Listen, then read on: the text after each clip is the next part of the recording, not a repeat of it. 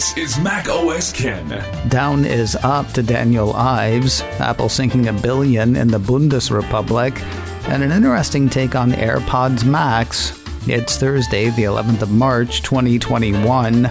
I'm Ken Ray, and this is news from Mac OS Ken, brought to you by yours truly and sponsored by Headspace. Meditation made simple. Get a free 1-month trial at headspace.com/macOSKen. This show is also supported by people like you, patrons through Patreon. Find out more and add your support at patreon.com/macOSKen. Wedbush analyst Daniel Ives has a take on the recent sell-off of Apple shares, and you will never guess what it is. Apple Insider has the head of Apple's Pep Squad financial division saying that the recent dip for Apple shares is a golden buying opportunity. In fact, he and his have added Apple to the bank's best ideas list.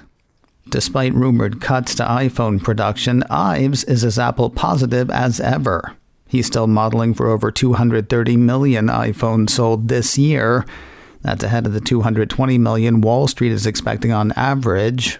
While 230 million is Ives' base, he still sees 250 million iPhones sold as an eye-popping possibility. Now, the rumored cuts that I mentioned are around iPhone 12 mini. I had honestly not planned to mention that since it comes from Nikkei, which never seems to miss an opportunity to amplify anything in the supply chain that might look like bad news.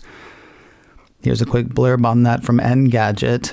Apple is slashing production of iPhone 12 mini through the first 6 months of the year, according to Nikkei. The company will reportedly produce at least 70% fewer units than it initially planned. That will account for most of a 20% drop in overall planned iPhone 12 production until June. As I say, I hadn't planned on mentioning that, partly because of Nikkei's doom-saying ways, and partly because reading into the supply chain can sometimes be a fool's game. Gotta talk about it for context, though.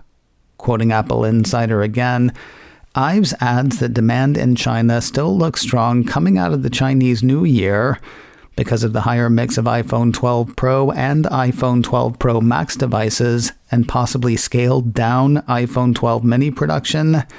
Ives says Apple's average selling price continues to tick higher.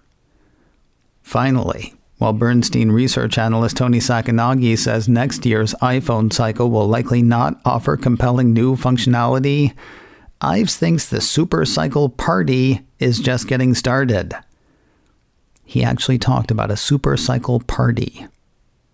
The way he sees it, over a third of the 950 million iPhones out there are in the upgrade window. That makes next year as good as this year as far as he's concerned. Maybe better if the next iPhone cycle does offer compelling new functionality, which Ives thinks it will. Ives has an outperform rating on Apple shares. His price target on the shares is $175. Something that might help some of those 300 million plus iPhones through Ives' upgrade window is a good trade-in deal, and Apple knows where they are. Mac Rumors says the Cupertino company has launched a new iPhone carrier offers site in the States. As one might expect, the page highlights carrier deals offered by AT&T, Sprint, T-Mobile, and Verizon. Mac Rumors says Apple previously highlighted carrier deals on its financing website, but the new page specific to carrier deals is more noticeable, and the deals are more heavily advertised on the iPhone product pages. While Wall Street debates Apple's near-term fortunes, the company invests for the long term. Engadget says Apple is putting 1 billion euros, about $1.2 billion US, into a huge R&D project in Munich, Germany. The place already sounds like a not terribly secret weapon for Apple. According to the report, Munich is Apple's largest engineering hub in Europe, with roughly 4,000 employees and some 1,500 engineers from 40 countries working on power management design and application processors. Its Bavarian Design Center has also created custom silicon for the iPhone, iPad, Apple Watch, and Macs. And that is before the €1 billion expansion. The planned 30,000 square meter digs will be home to the iPhone maker's expanding cellular division, according to Engadget. Talking of the move, Apple CEO Tim Cook was quoted as saying, "I couldn't be more excited for everything our Munich engineering teams will discover, from exploring the new frontiers of 5G technology to a new generation of technologies that bring power, speed, and connectivity to the world.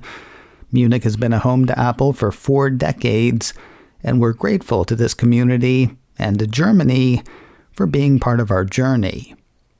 Apple says the new facility will run entirely on renewable energy. While the €1 billion investment is expected to happen over the next 3 years, Apple plans to have workers working on site starting next year. Apple's made iPhone 12 repair a tiny bit more eco-friendly. According to a piece from Mac Rumors, Apple Store and Apple authorized service providers are now able to repair any iPhone 12 with a broken rear case, rather than having to replace the entire phone. The piece says Apple's been able to do that for iPhone 12 and iPhone 12 mini since last month. Now both the 12 Pro and 12 Pro Max can get the same fix. The repair proclamation is kind of amusing. According to the report, Apple stores and Apple authorized service providers have access to a new iPhone repair system part that is essentially an iPhone enclosure that includes all components except the display and rear camera. As of this week, this part is available for all 4 iPhone 12 models, according to an Apple memo obtained by Mac Rumors. So, if you break the back glass on an iPhone 12, Apple's not replacing the phone, they're repairing it by replacing almost all of the phone. Still, almost all is not all. In its memo, the piece says Apple reiterated that this move supports the company's ongoing commitment to reducing the carbon footprint of every product it sells. Every little bit does help. Still kind of funny. More news in a moment, but first a word from Headspace. Meditation made simple. You know how meditation apps are supposed to help you relax? Yeah, Headspace is the first one that's actually done that for me. Other apps sort of throw you in at the deep end. Might be a great way to learn to swim, but seriously, throwing somebody who's trying to relax into a panic, it's not a great start. With other apps, I have always felt like I was doing something wrong.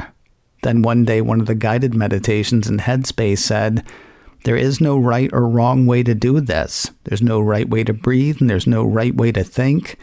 We're simply creating a greater awareness of how we breathe and how we think, and it begins by just being." No meditation app I've tried before this one made that so clear. And there are personalities to the Headspace guides. They're really encouraging, which makes you want to keep going.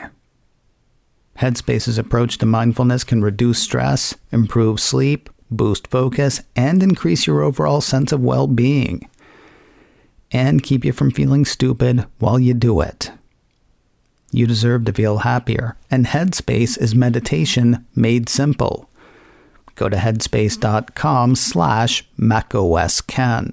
That's headspace.com/macOSKen for a free 1-month trial with access to Headspace's full library of meditations for every situation. This is the best deal offered right now.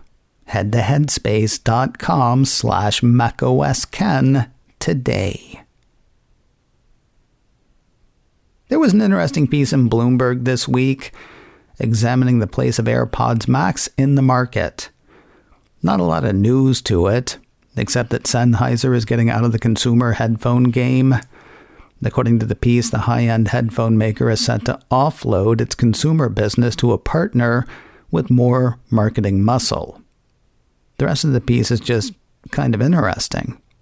In particular, it looks at how Apple and Sony are well positioned for the high-end headphone game for a couple of reasons. First, they've got wireless know-how that traditional headphone makers don't have. And second, Apple and Sony have content ecosystems with which to play.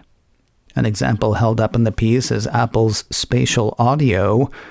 That's the Cupertino company's Dolby Atmos rival that the company says improves movies and games by precisely positioning sound sources. Not a lot works with that now, but it might be ear-catching enough to grab relatively big spenders. With its hardware acumen, content library, and game systems, Sony is similarly positioned in Bloomberg's estimation. But here's the thing. While other electronics makers may not have quite as many assets, many have more than standard headphone makers. Quoting Bloomberg, gadget makers pipped traditional audio brands by making audio just one facet of a broader mobile experience, adding features like digital assistance and noise canceling. That created a category IDC dubs hearables and estimates was worth $35.5 billion off 267 million shipments in 2020. If Apple did anything wrong with AirPods Max, they may have priced them too high. At least that's one way to read comments from a competing high-end headphone maker. In the piece, Master and Dynamic founder Jonathan Levine said, if AirPods Max had come in at $399 instead of $549, that would not be good for me, and it would not be good for a lot of people. Makes the future for AirPods Max sound interesting. We'll wrap the day with one new show and a show renewal for Apple TV+. Starting off in the distance, Apple issued a press release Wednesday announcing a straight-to-series order for the limited series Lady in the Lake. Star Power Cometh. The show will feature Academy Award winners Lupita Nyong'o and Natalie Portman. According to the release, Lady in the Lake is an adaptation of Laura Lippman's New York Times best-selling novel of the same name. The limited series takes place in 60s Baltimore, where an unsolved murder pushes housewife and mother Maddie Schwartz, played by Portman, to reinvent her life as an investigative journalist and sets her on a collision course with Cleo Sherwood, played by Nyong'o, a hardworking woman juggling motherhood, many jobs, and a passionate commitment to advancing Baltimore's Black progressive agenda. The series will be directed and co-written by Alma Harrell. According to Apple, her most recent film, Honey Boy, won her the Sundance 2019 Special Jury Directing Award for Craft and Vision, received 4 Independent Spirit Award nominations, including Best Director, and made her the first woman to win the DGA Award for First Time Feature Film. This will be the first TV project for both Harrell and Portman. No word on when the show will premiere. And finally today, Wednesday, was a big day for the Apple TV Plus animated series Central Park. Not only did Apple announce when Season 2 will premiere, it also announced an early renewal for a 3rd season. I won't say as much as Apple said about what's coming in the 2nd season, mostly because I wish I hadn't read it, because spoilers. I know, it's been out for months. I had my chance. Here's what I will say. It's a comedic look at a family in New York City. Mom's a journalist. Dad manages the care of Manhattan's Central Park. Kids are in school doing kid things. The show features a rock star voice cast, including Josh Gad, Leslie Odom Jr., Daveed Diggs, Emmy Raver Lampman, Catherine Hahn, Titus Burgess, and Stanley Tucci. Central Park is Emmy and NAACP Image Award nominated. The first season is available to stream now. The first 3 episodes of Season 2 will hit Apple TV Plus on the 25th of June. Subsequent episodes will hit on subsequent Fridays until the end of the season. No macOS Ken Live this week, but if you've got a few minutes for In a Few Minutes, cool. I've been frustrated by some stances from the political side when it comes to big tech in recent forever. The thing is, I'm not sure whether I should be frustrated. The After Show co-host Mike Rose is a level-headed individual. He talks me through some of it. The show is called In a Few Minutes. Look for it and follow along wherever you used to subscribe to podcasts. macOS Can, brought to you by me and sponsored by Headspace. Meditation made simple. Get a free 1-month trial at headspace.com/macOScan. This show is also supported by people like you, patrons through Patreon. Find out more and add your support at patreon.com/macOScan. Advertising handled by Backbeat Media, online at backbeatmedia.com. You can reach me a couple of ways.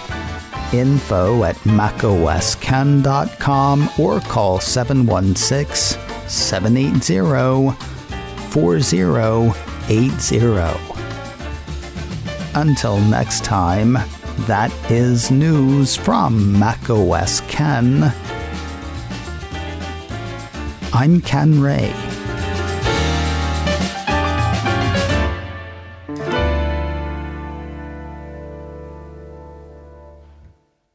Ciao.